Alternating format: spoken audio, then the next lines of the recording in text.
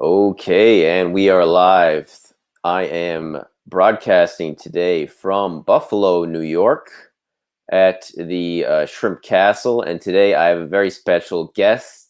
Major Jeffrey Prather is a retired Army officer, ex-DEA special agent, former DIA intelligence officer turned whistleblower, and then targeted by the government. He's also a master martial artist and former federal primary firearms instructor.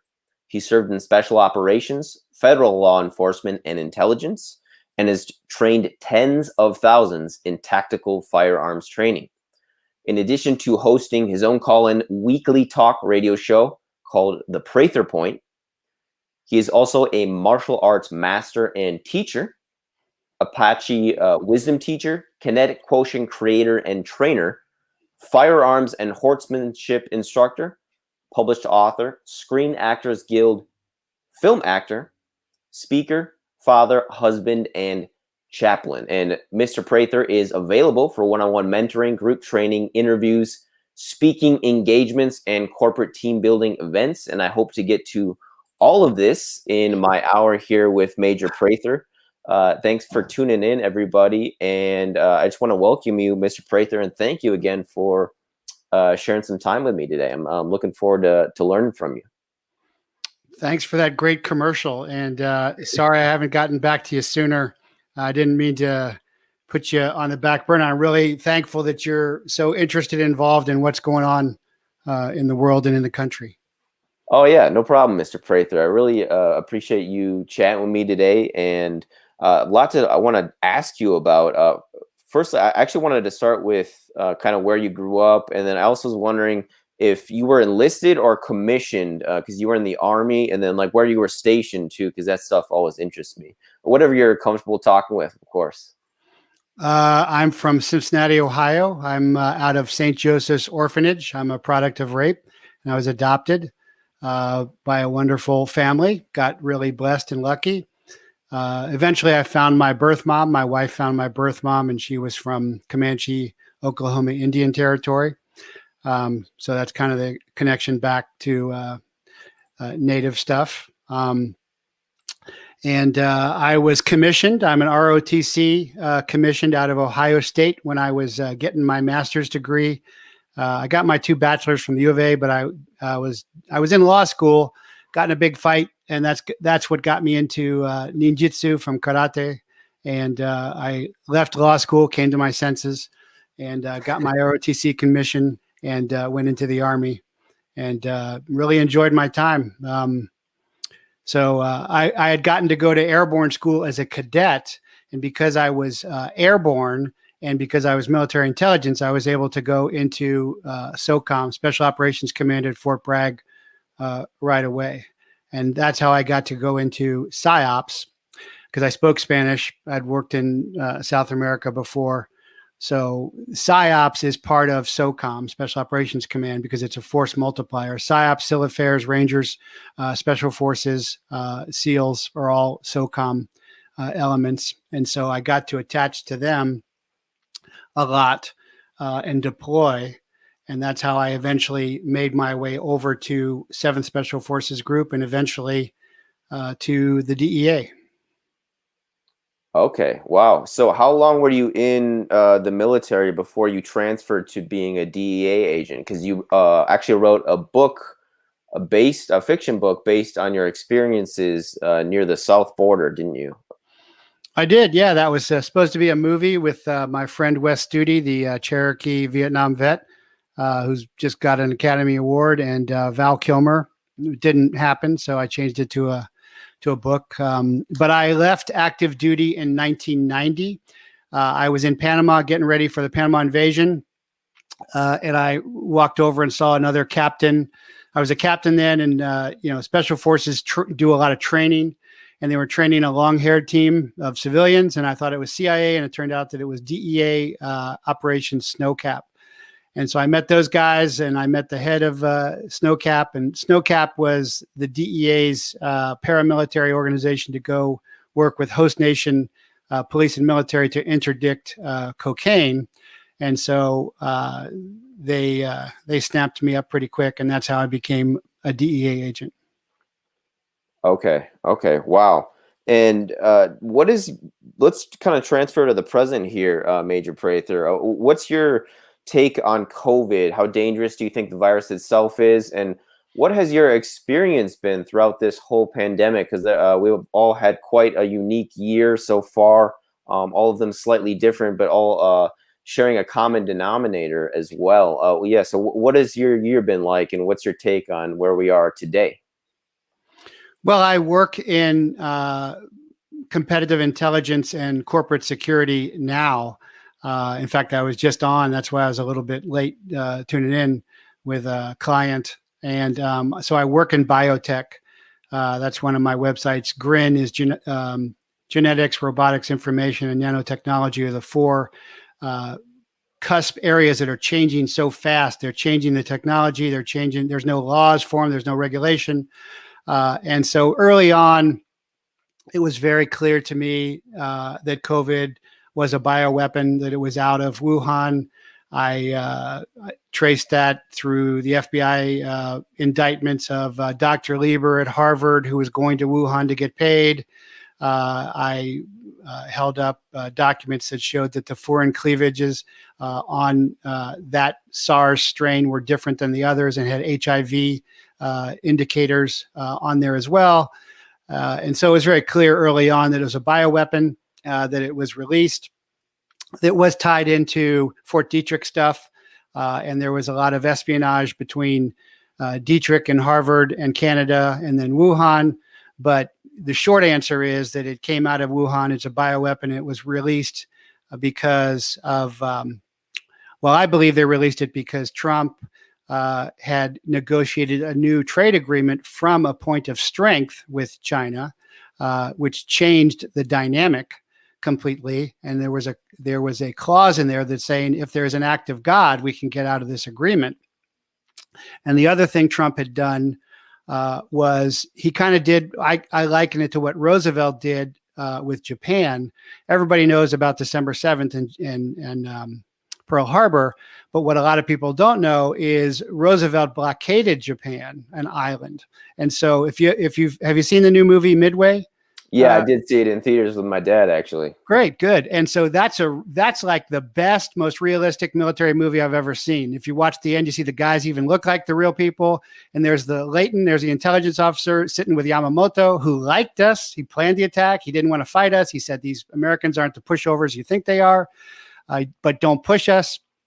It really, the blockade pushed them into it. I'm not making excuses for Japan, although I've trained in Japan since trained in Japanese martial arts since the 60s.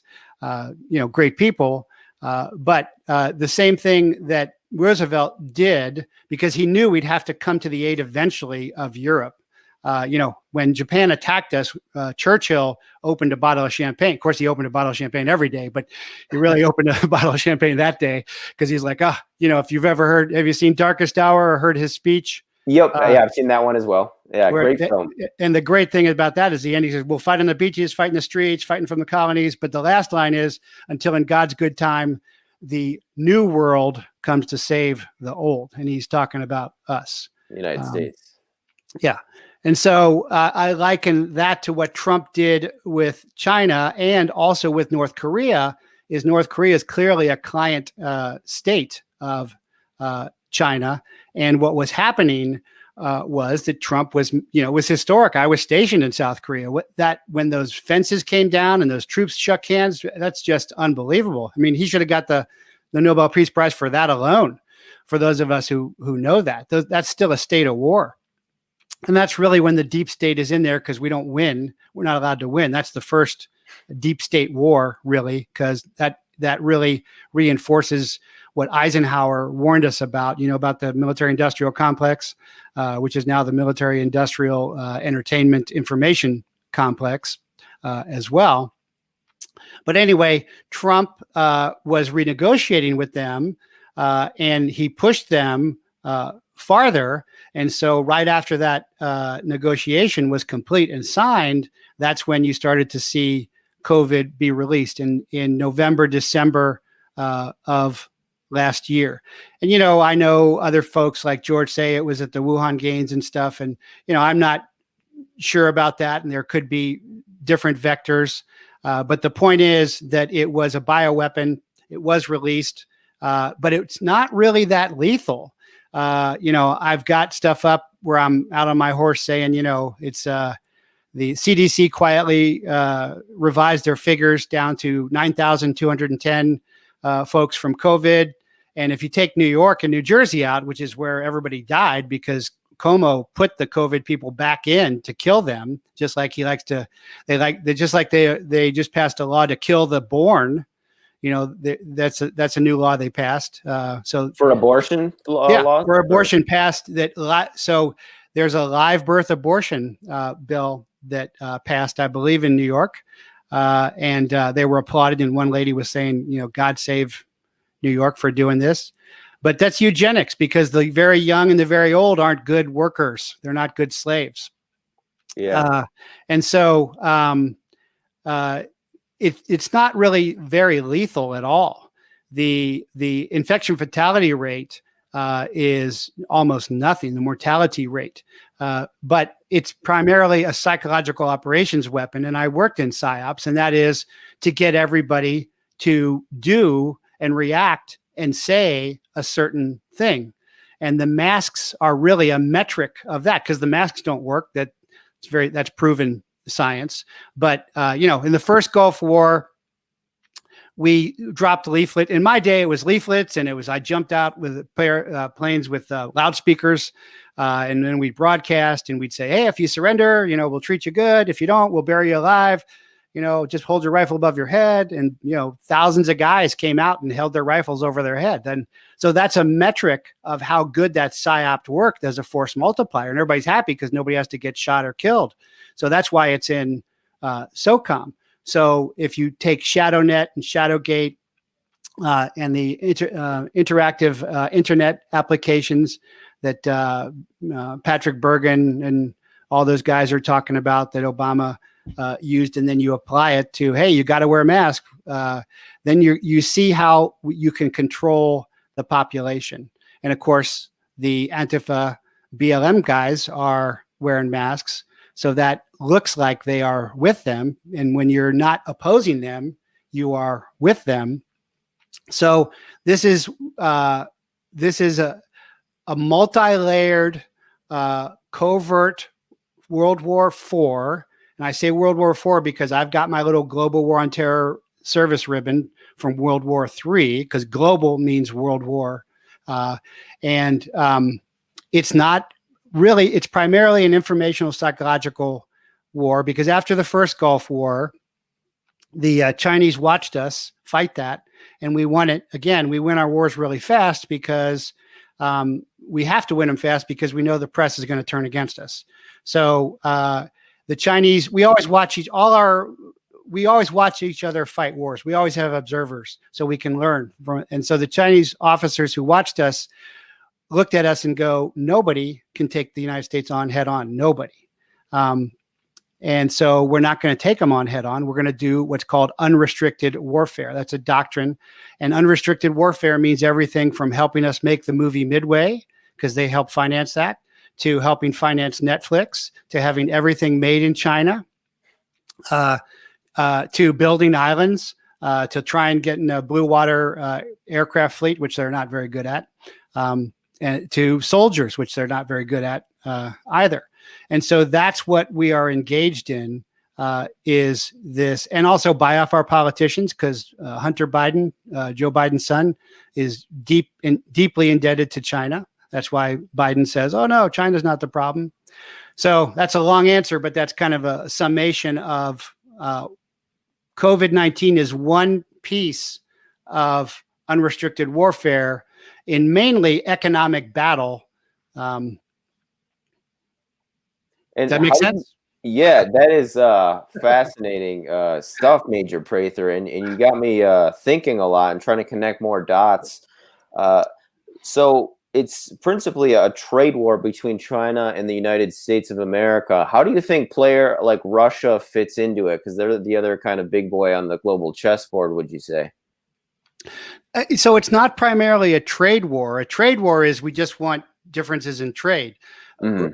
China thinks in long term because they don't have elections every couple of years. The dictators stay in there and then they give it to their sons. And so they think much longer term. They don't want to, and there's people who say, they're going to invade us and United Nations blue helmets. And that'd be Red Dawn. And after the metrosexual coasts fall, New York and California and all the metrosexuals, every cowboy, Indian, hillbilly, briar, redneck, biker will be behind every rock. Yamamoto said this. He goes, "You'll never take over America." Behind every blade of grass. Yeah, exactly. So that's not feasible for them. That would just unite us all. Mm. So that's even what happened with the first attack of 9/11. Was they hit the towers and deep state helped them and the Israeli art students helped them, but that unified us because when conditions get more primitive, we become more tribal, and tribal circles unite everybody, doesn't divide everybody. So now they're doing the opposite. Now, you got to stay apart. You got to stay home from school. You got to distance. You got to have masks on. So they've learned their lessons, and they are now dividing us much more significantly and successfully than they did before. But it's not just trade war; it's unrestricted warfare. Russia is not really that great of a power anymore. I went in under Reagan when Reagan built up the military and built up the economy, and Russia collapsed. And what happened was it was taken over by the criminal gangs. Which in many ways are worse. You see all the movies have the Russian, mafia in there, slave trading, sex trading, all that stuff. But they're not really a major nation state power.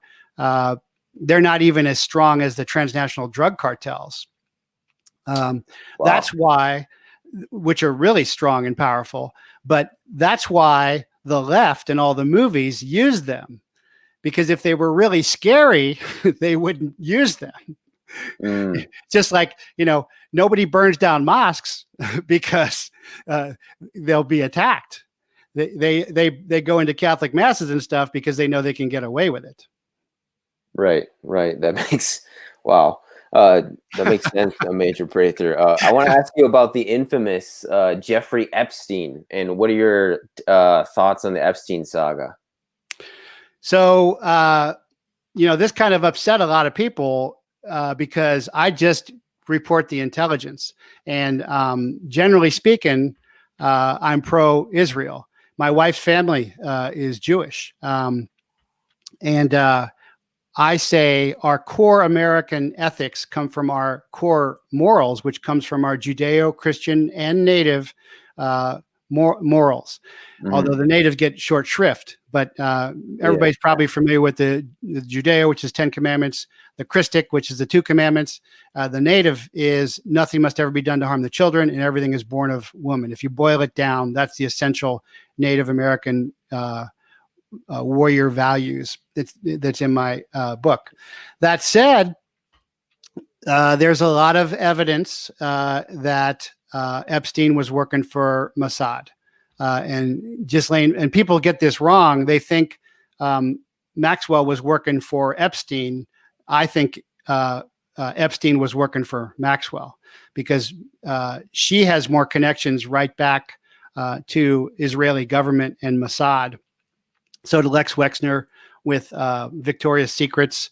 And the reason for that was blackmail. So in the old days, they try and set you up with a hooker. The DOJ even sent this honeypot hooker out to my dojo after they couldn't get me on any charges. They sent this honeypot hooker out, and she's like, "I want private lessons," and it was very obvious, and so we didn't fall for that. But now having an affair is no big deal. Look at Peter Strzok, who was the head of FBI counterintelligence. He's having an affair and texting about it. If he knew anything about counterintelligence, he'd be going, "Can't do this." He knows nothing about counterintelligence. He knows nothing about operational security.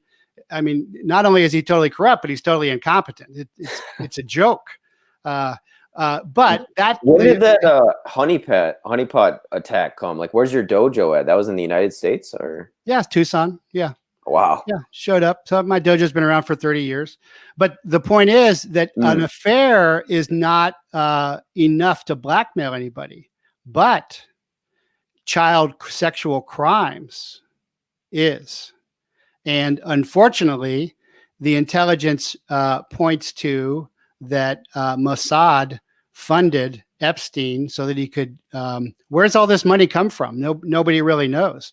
Well, it comes through back channels, through Mossad, through dark web, which is always weapons, people, and drugs are the dark money channels.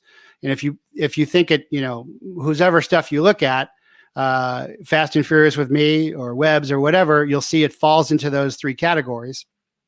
So that's where all the tapes come from. And that goes right to Clinton's, that goes right to Andrew. My sources tell me that somebody from British intelligence came through the vents. Through the vents? What do you mean by that? Through the vents in the cell. Oh, cell. For Epstein. Okay, so you think it was some MI6, MI5 special operative? That's what my sources say. Okay. Because if you look at the royal family right now, there's riots for protest out in front of Buckingham, saying pedos, and they're fading. That whole power structure. And again, that goes back to, I know you know about this. This goes back to the old royalty. It's how World War I starts. This goes back to the Bilderbergs and the Rothschilds and the Khazarians, and continues to go back and back. And there's nothing new about, corruption among the very powerful. Does that make sense? Yeah, it does, Major Prather. Thank you for that. And you definitely taught me some new stuff there. I didn't know that about MI5 or MI6 being the likely, contingent that took them out. Julian Assange is on trial right now. What are your thoughts on the Assange trial and in his whole, story that's unfolding before our eyes now? Well, I think it's, very hypocritical, because you have Flynn's case, and I didn't work for Flynn. He wasn't the general in charge of DIA when I was there. It was Admiral Jacoby, but the DIA is much less corrupt because it's mostly military guys and gals chapped to the Defense Intelligence Agency. So it's the Pentagon CIA. The CIA is out of Harvard and Yale and State Department. It's all corrupt and it's all deep state and it's a mess, and they're not that competent anyway. When you see Bourne movies, those aren't CIA guys. Those are ex-tier 1 special operators in Ground Branch or in Special Activities Division, SAD Division. I know, I've worked with them. 13 hours, ex-SEALs being heroes. It's a great movie, another one.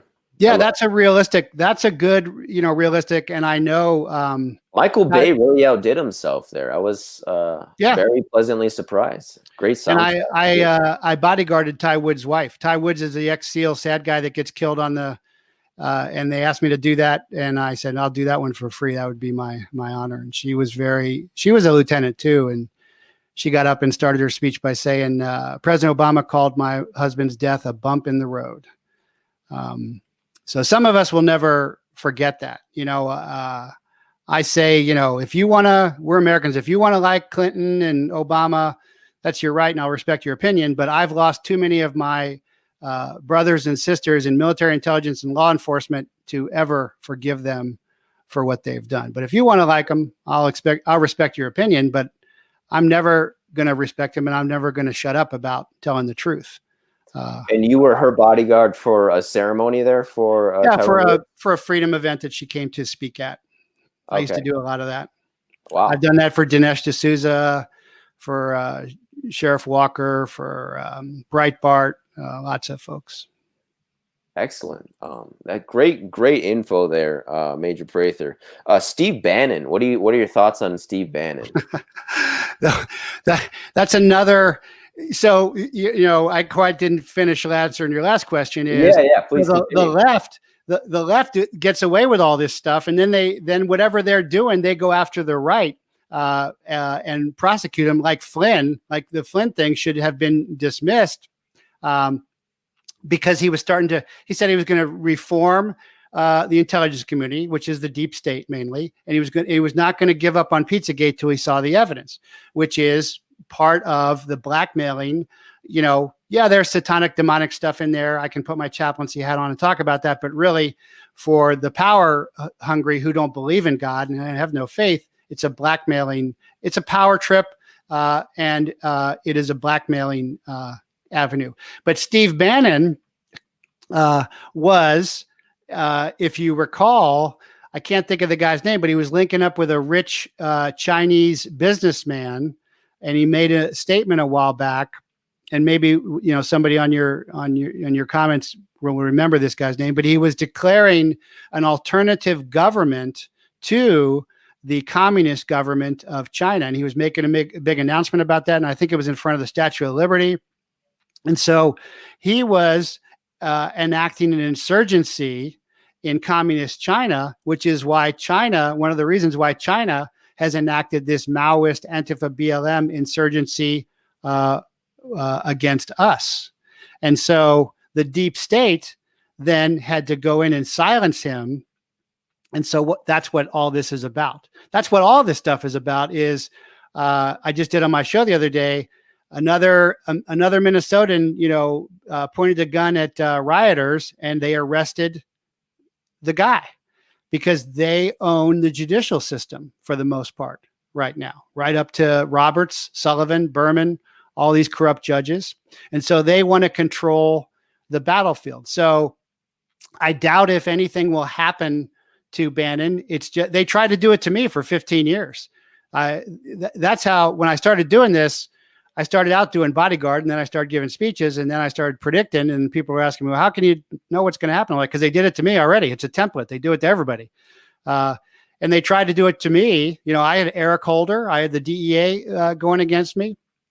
But, they just made up lies. They, back in the day, back in, 2005, 2009, I'm saying Eric Holder's lying about me and the DEA is lying about me and they're changing documents. And everybody's like, sure they are. But now, of course they're lying. We've seen the proof. We've seen Eric Holder perjure himself. We've seen Kleinsmith change documents. We've seen the FISA stuff changed. So it's actually nice for me because everything I said all those years ago has come true. Yeah, you've been vindicated by the truth. So they started doing this because you started your show? You started your radio show? No, my story. So I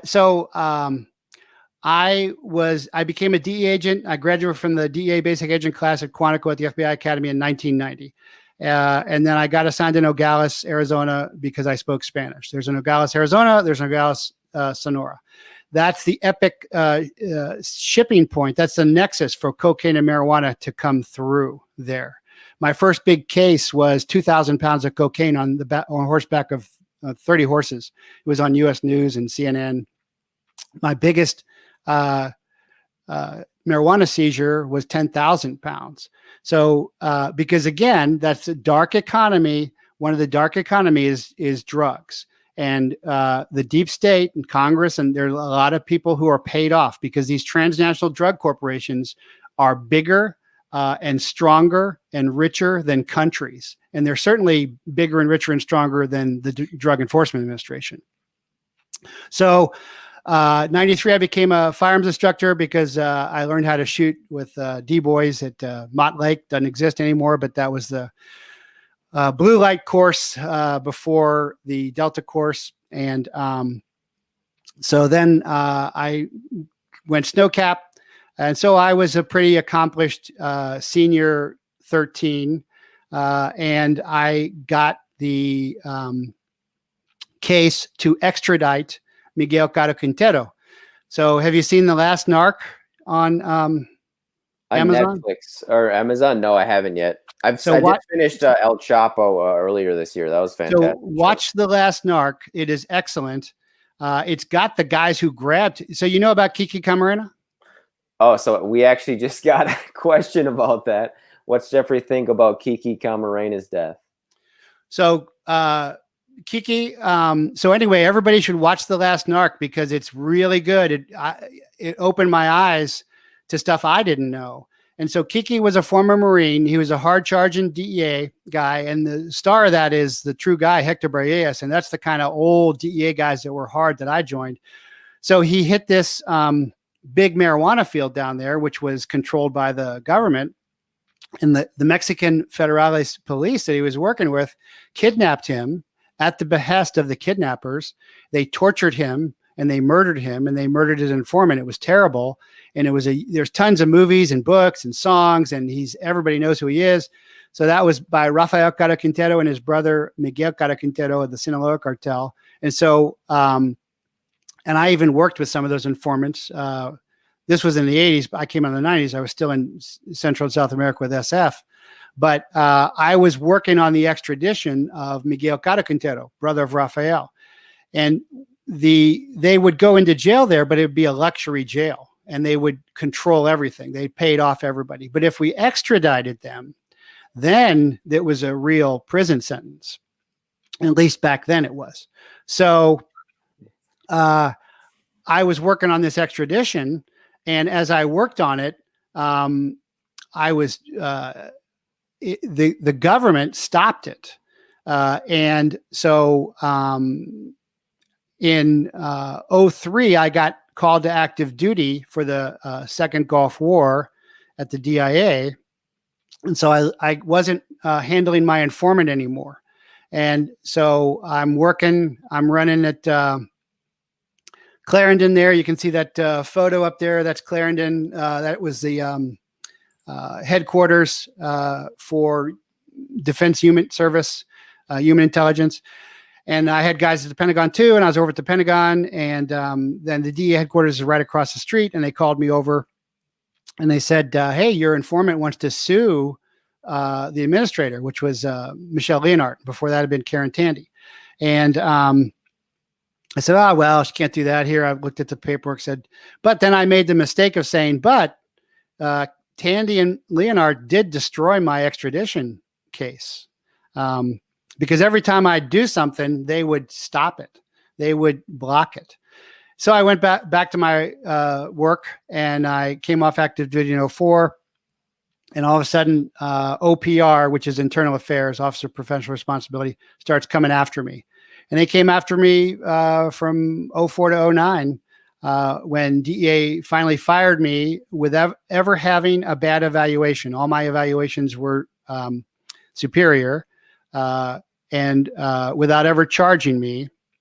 And then they wrote a phony report, then they leaked it. It's still out there. People think it's a court document. It's not a court document, but it's exactly the same stuff they did with Flynn that they did with Trump. It's exactly the same stuff. But I had hit upon something I didn't understand at the time, which was that the DEA had a deal with the Sinaloan cartel to run drugs north in exchange for the fast and furious guns going south.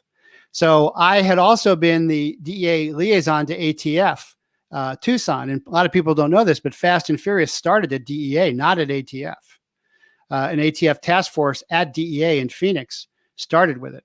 And so I linked up and knew the heroes, whistleblowers, Vince Cefalu, John Dotson, the great agents that tried to stop this from happening and predicted what would happen to Brian Terry. And I've been on a lot of TV and interviews and speeches where I've talked about, Brian Terry, and I know the guys who carried Brian out of the canyon, but people don't understand that, yeah, we were running guns through the ATF and the guns weren't traced. That is, if I did a deal, if I was going to be undercover, not that you'd be better undercover than me, but because I look like the man, I'm the raid guy, but let's say I'm a corrupt military guy and I'm selling you drugs. Well, when you take the coke out and you drive away, I got to get a marked DPS or TPD or Pima County SO vehicle to pull you over.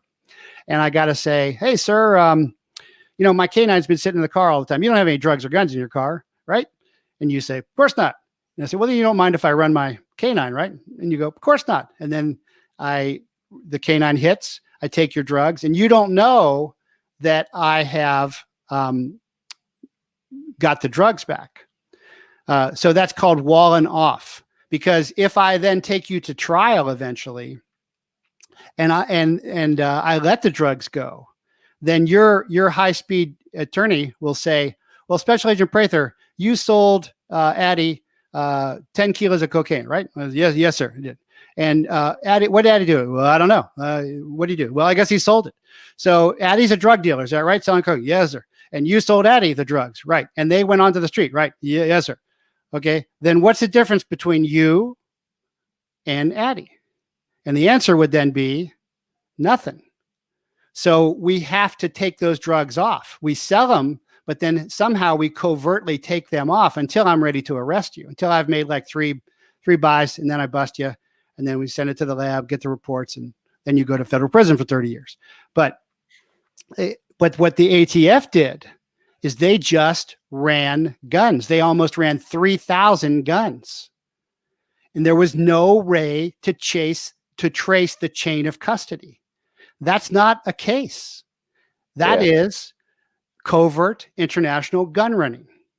And the ATF is not the CIA. It's a law enforcement organization.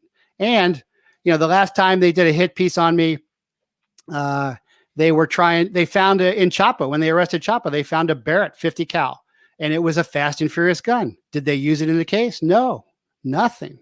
When they were doing Brian Terry's murder trial, they had the 2 AKs, and they excluded them from the trial. And so why would you exclude the murder weapons from a murder trial unless you're trying to cover something up? And who's trying to cover it up? The ATF, Eric Holder, and Hussein Obama. And just for clarification for people who don't know, Fast and Furious was basically an operation where they released guns with the explanation that they would use these guns with the known serial numbers to track them to cartel locations, I guess was their explanation for that. Well, there was never ever an explanation of how what they were gonna do them, because they weren't tracing them. So that, it drives me crazy and I'm so glad, because you're a whippersnapper to me. I'm an old guy now, and it's your country to save or lose. So I'm so glad that you are aware, because I talk to people like, you mean the movie? And I start pulling my hair out, what I got left. But Fast and Furious was the ATF under the Obama administration running guns into Mexico that killed U.S. Border Patrol agent Brian Terry. It killed U.S. Customs agent Jaime Zapata. It killed hundreds of Mexicans. And it's still killing people. Those guns are still out there, and they're still showing up. And there was never any, not one case made from the running of those guns. What it was, if you remember back to when Clinton and Obama were running, Clinton particularly was saying the gun violence in Mexico is due to American gun owners selling guns to cartels. And that was never true. There was a high percentage of them traced to America. And I did shows on this a long time ago, and that's because we have a good tracing system. But most of those sales were from the United States government to the GOM, to the government of Mexico, because again, that's the weapons trade. And then the government of Mexico would give them to the cartel leaders, because La Familia cartel had bought off the Mexican government. But the Sinaloa cartel, I found out, had bought off the United States government. And so I didn't even know what I had discovered at the time. It took me a long time to figure this out, and a lot of, emotional heartache along the way. But the ATF for the Obama administration was running gun south, and the DEA for the Sinaloa cartel was running drugs north. The FBI was running the hit team that got Brian. And then if you look at Benghazi, it's basically the same thing. It's a covert gun. If you remember the beginning of 13 Hours, you saw that, right? At the Yeah, great beginning, movie. the sad guys are what? They're buying guns back. Do you remember that Mhm, scene? mhm. At the beginning, they're buying guns back and they're buying stingers back because they're trying to collect up because Fast and Furious has blown up on them. And then the same thing happened in Syria. We spent $500 million for 5 guys who were for pro-US, $100 million a guy. And Trump finally put an end to that. That was all. And then if you look at Chaz and Chop, you see long guns come into Chaz and Chop or whatever you call it. The guy's opening the trunk. It's full of long guns. Where are those long guns coming from? Well, there's been weapon seizure parts coming from China, just like there's been counterfeit money, which is when you counterfeit somebody's currency, that's economic battle as well in unrestricted warfare. You mentioned $100 million a guy for 5 guys. Could you explain that? Were you referring also to the Benghazi attacks and just the lack of security there? No, that was, well, Benghazi was Stevens, Ambassador Stevens wanted more security. They lessened his security. Everybody else had left. Everybody was getting attacked every day. And they I believe and not just me, but there's generals and admirals that believe that was a setup so that Obama could do a trade. He eventually did that trade with that trader, that PFC that was finally convicted. I can't remember his name. Not Manning, was it? No. Manning was a traitor too, but the husband and wife were at the White House with Obama, and the husband was declaring in Arabic that this is Muslim land when he was at the podium. He finally got convicted. Like 6 soldiers died looking for him too, but he had actually gone over to the other side. Okay. But anyway, I've lost my. I don't even know where we were now. You'll have to bring me back. I was just wondering about the $100 million a guy. That wasn't referring to. So yeah. So we were trying to get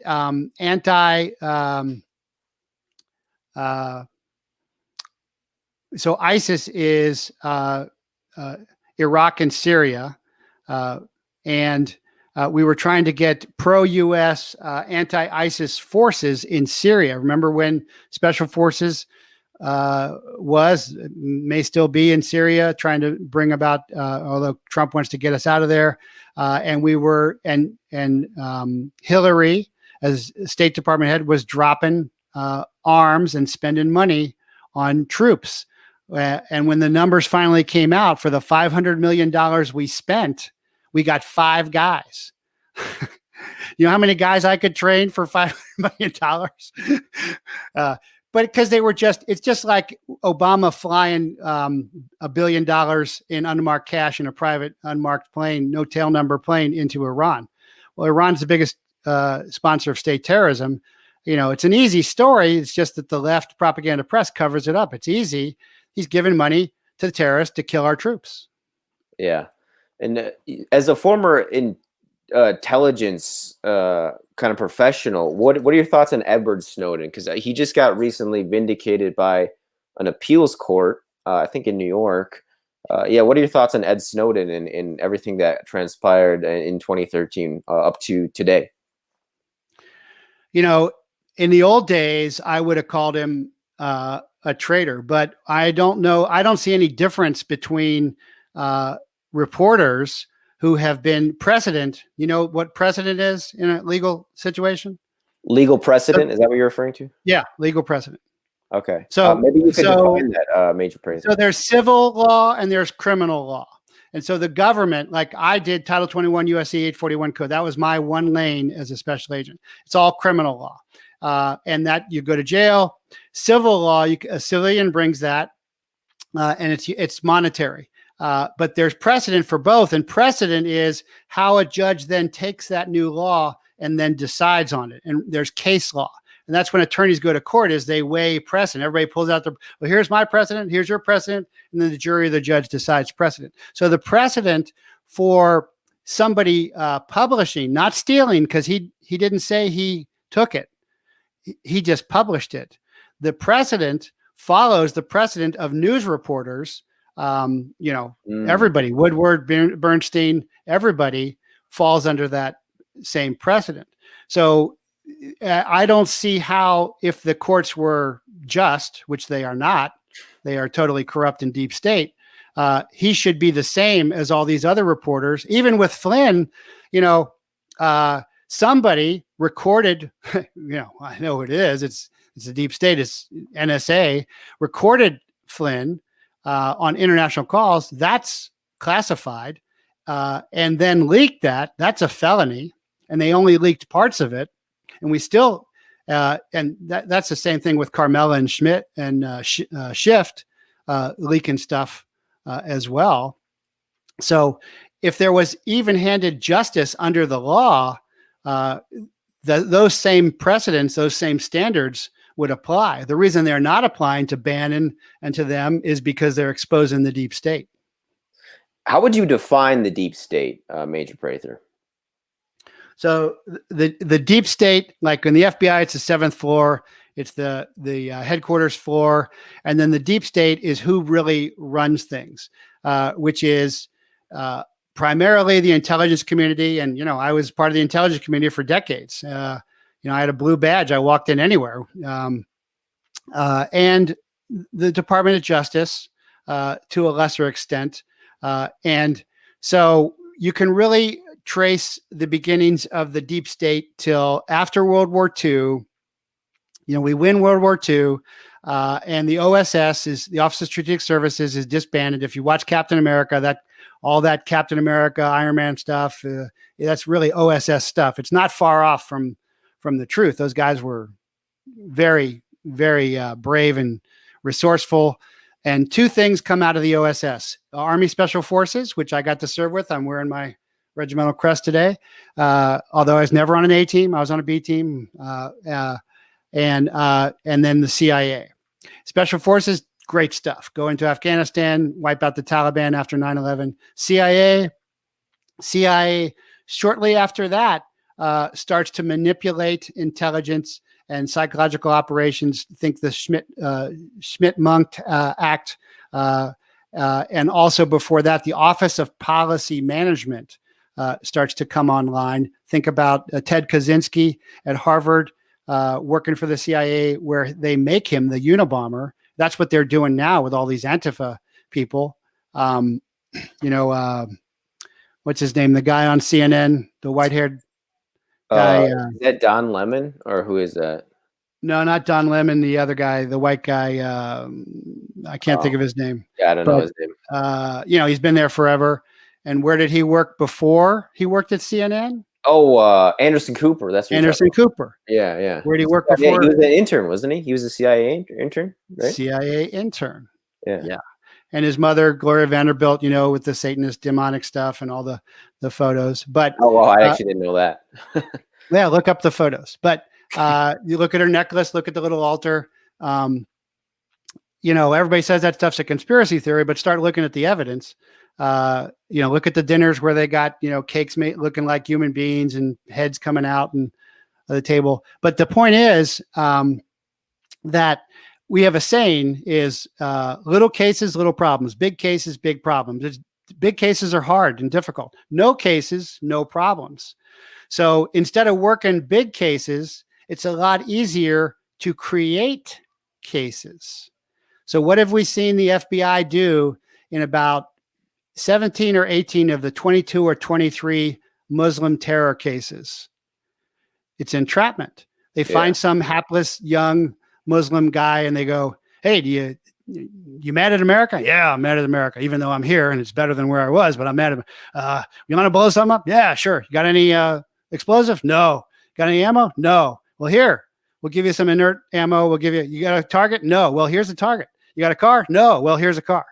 And then they arrest him and they go, "Hey, we just wrapped up another terrorism," because that's a nice, clean case. And then they go, "Hey, our stats are good."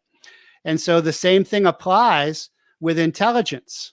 So that if you want to do real intelligence work, you got to work hard.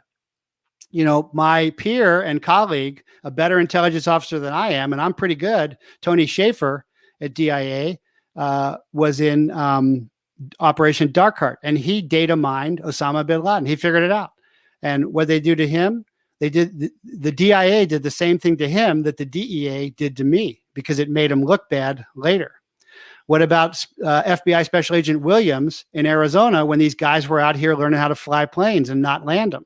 He wanted to investigate them. What was he told? No, don't do that. We're not interested in that. So that's the deep state. It's easier to control. It's not, I don't think it was Epstein controlling Maxwell. I think it was Maxwell controlling Epstein, and then Maxwell reporting back to Mossad. And we see that a lot with these terror couples that come in. These Americans go back to with Chechnya or whatever. They go back to get married. They come back with a Muslim wife. She's the handler. She's the case officer. And she's directing stuff, but they're the agent. Now, agent in intelligence terms, a case officer runs an agent. In law enforcement terms, a special agent runs a confidential source. They're basically the same thing. I've done both extensively. So that is what's going on there. That's what I think has been happening. Yeah, they did that with, I believe his name was Mohammed in Portland, Oregon, I think it was, with the entrapment. He was like a young, I think he was 18 or 17, and they got like two, pretty female agents to kind of, cast a spell over him in a way and entrap him, really seduce him to try to commit that crime. But I just want to, and I'm not making an excuse for Muslim terrorism by any means. No, of course not. No, that's real. I'm just saying, if you're going to really work it, it's hard to work it. That's all I'm saying. Yeah, definitely. And Israel, we've mentioned, but what are your thoughts on Israel? Because I agree that Maxwell was more powerful. She was the queen on the chessboard. But once the king was captured, the game was over. But Maxwell's father, Robert Maxwell, of course, is linked to Mossad's Mossadation, and he played many different intelligence agencies off against each other and worked for them. But yeah, what are your thoughts on Israel in general? Because just of how much money we give them and the situation there with the Palestinians, what are your thoughts? So, again, I'm generally pro-Israel because of the Judeo heritage.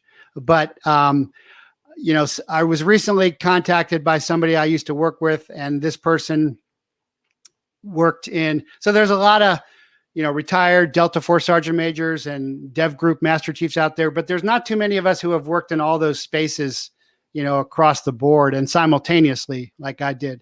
And so I was contacted a while back by somebody I used to work with in this country and other countries on multiple levels. And I had heard about the Israeli art students in the towers, painting the explosives on there. And but I hadn't known that they had tried to breach DEA offices all over the country. And so I looked into that, and I'm not generally a conspiracy guy. I've been on other shows and they go, "What about the towers?" I'm like, as far as I know, planes flew into towers. I don't know that much about it. I talk about what I know. But now that I've looked into this, it's pretty clear that Israel definitely, and the deep state definitely, played a part in the 9/11 attacks to get the power and might of the United States on their side. Just like, and again, what I say is, I'm generally pro-Israel, but I'm not on Team Israel. I'm American. I'm on Team America, and you should be, and we should all be on Team America. Period. That's it. Israel only exists because of Team America. We liberated the Holocaust camps. And yes, I know the Russians liberated some too, but it was mainly us.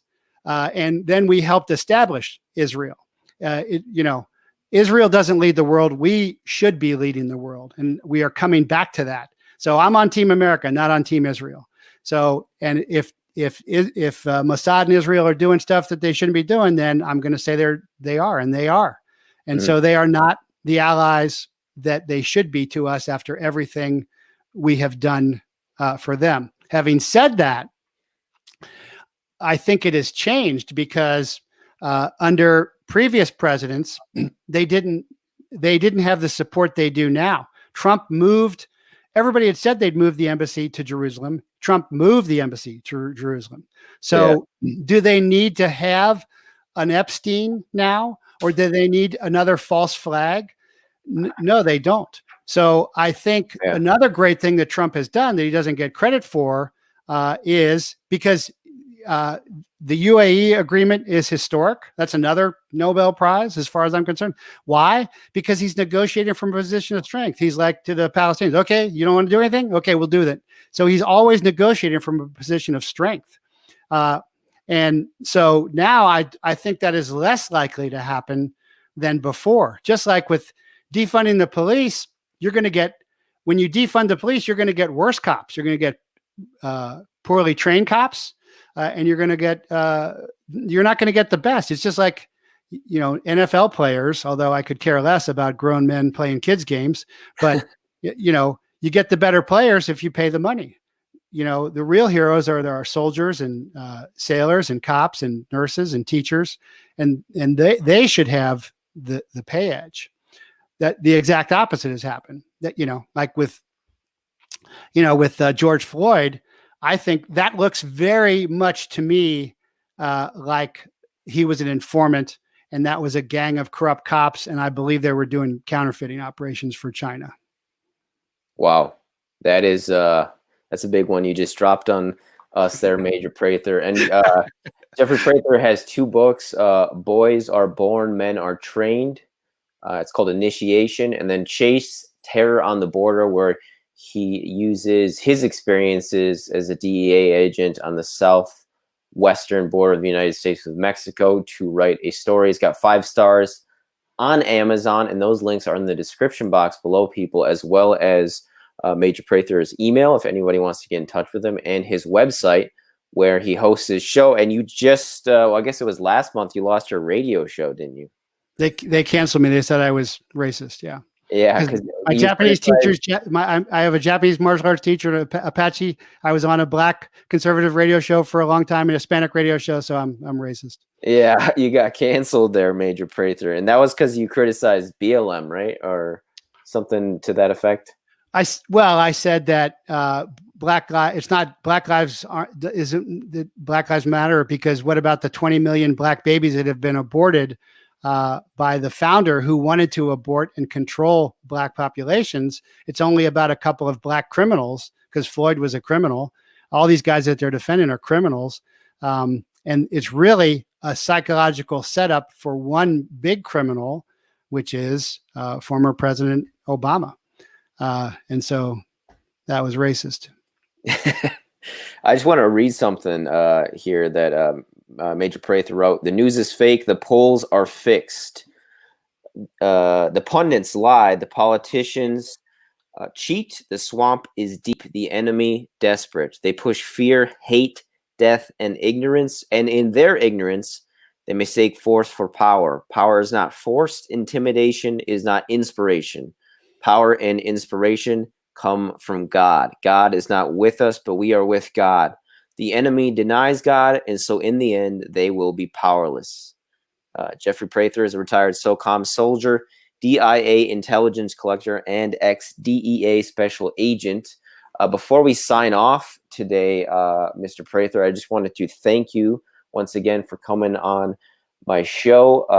I really am appreciative of it. I'm going to mirror it on all my channels, and I would love to do this again. And as I mentioned at the beginning of the chat, I'm staying at my colleague Shrimp Zoo's house. He's another YouTuber. He's got about 15K, and he's actually in the building right now. And if you would want to do a chat with us at some point, or just Shrimp, here he is. This is Shrimp Zoo. Yeah, he's a YouTuber. He's got about 15,000 subscribers on YouTube. Wow, I only got like 2. Yeah.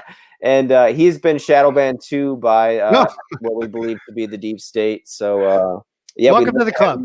Yeah, we love to have you on our show sometime if you'd be up for it.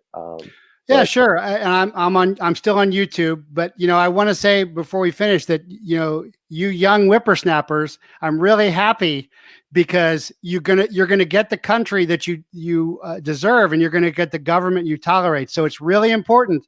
I'm out. I'm retired. Tag, you're it. It's your turn. And so what you're doing as citizen journalist is so important to get the word out and talk to your peerage and talk to everybody, because you get what you tolerate. And you guys got a big job ahead of you. But I'm really proud of you guys for what you're doing. I'm not trying to be patronizing. I really mean that sincerely. No, yeah, we accept that in the most gracious way possible, Major Prather. We definitely, I think, both feel grateful to learn from someone like you with so much experience on both sides now of being a citizen journalist and reporter and media agency, as well as being on the inside as a government agent in all those facets. So yeah, nothing but gratitude here, Mr. Prather. Any final thoughts before we sign off? I know you got your books that you want to push, and I will be buying both and reading them. Oh, cool. Yeah, before long, I'm gonna do some book reviews on that. I've been doing book reviews recently, just catching up on those as well. But yeah, anything final plugs you want to do before we sign off, Mr. Prather? No, just don't be intimidated. Don't let them intimidate you. That's all. And if you stand up, others will stand up. Others will follow. Awesome. Thank you so much, Jeffrey Prather, for speaking with me today. I'd love to do it again sometime, as I said before. Stay frosty, people. Shout out to all my patriots worldwide. This has been a chat with Jeffrey Prather. And until next time, folks.